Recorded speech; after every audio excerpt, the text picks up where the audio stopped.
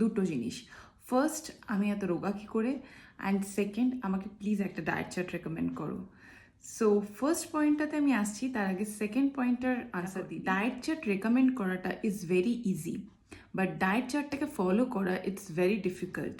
কেননা ওখানে অনেক কিছু আমি লিখে দিই যে এই জিনিসগুলো তোমাকে ফলো করতে হবে, সেরকম করে কিছুটা পয়েন্ট অফ টাইমের পর গিয়ে যে কোনো রিজনেই হোক না কেন সেটা বন্ধ হয়ে যায়। যারা সেই ডায়েট চার্টটাকে ফলো করে তারা কিন্তু ইজিলি তাদের রেজাল্ট পেয়ে যায়। তো সেই কারণে ডায়েট চার্টটা দেওয়া যতটা ইজি, সেটাকে ফলো কিন্তু সেরকমভাবেই করতে হয়। এবার আসি ফার্স্ট পয়েন্টে, আমি এত রোগা কী করে। তো আমার যে থাম্ব রুলটা রয়েছে, ইট consist of 3 points. First point, timing.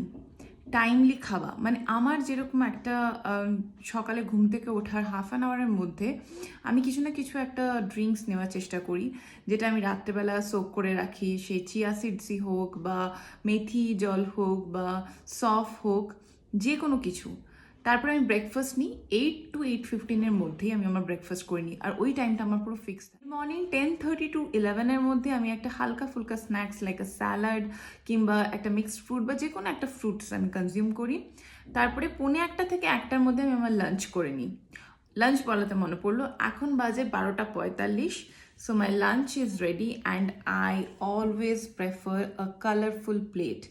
কেন জানি না, আমার মনে হয় যে প্লেট যতটা কালারফুল দেখতে লাগবে না, খিদেটাও ততটাই বেড়ে যায় এবং খাওয়ার ইচ্ছেটাও বেড়ে যায়, সেই সাথে মন এবং পেট দুটোই ফুলফিল হয়।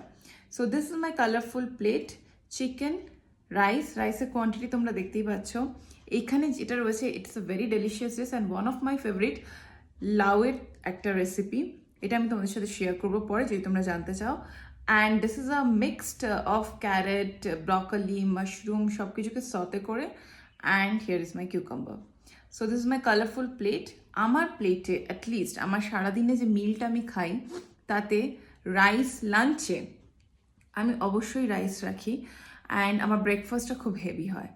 তারপরে বাকি রাত্রেবেলা একটু হালকা কিছু খেলাম, ইভিনিং স্ন্যাক্সে কিছু খেলাম, লাঞ্চ আর ইভিনিং স্ন্যাক্সের মাঝে কোনো একটা ড্রিঙ্কস নিলাম, সকালবেলা একটা নিলাম। এরকম ছোট ছোট ছোট ছোট ভাগ করে করে আমি মিলগুলো প্ল্যান করি।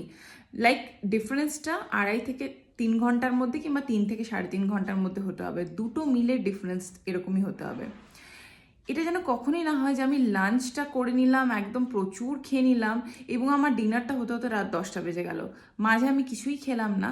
সেই টাইমে কি হয়, ডিনারের খিদেটা অনেক বেশি বেড়ে যায়। তখন আমরা চেষ্টা করি যে কোনো হেভি কার্বস বা ফ্যাট জাতীয় খাবার খেতে, যেটা কিনা আমাদের মানে আমাদের যে ভেতরে যে ক্রেভিংসটা রয়েছে